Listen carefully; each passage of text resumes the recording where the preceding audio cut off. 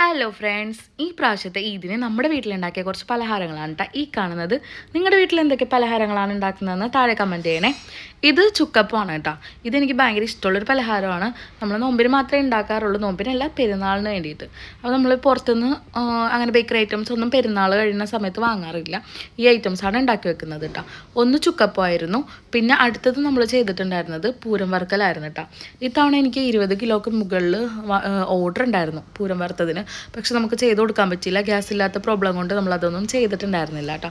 അതുപോലെ നമുക്ക് ഡെലിവറിക്കും ഈ തവണ ആളുണ്ടായിരുന്നില്ല, അപ്പോൾ അതുകൊണ്ട് അത് സ്കിപ്പ് ചെയ്തിട്ടുണ്ടായി.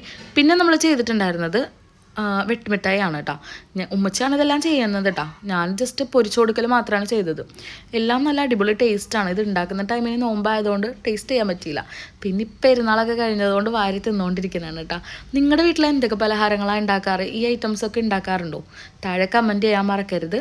പിന്നെ അതുപോലെ തന്നെ നമ്മുടെ വീഡിയോ ഇഷ്ടപ്പെട്ടാൽ സബ്സ്ക്രൈബ് ചെയ്യണേ. Okay, by.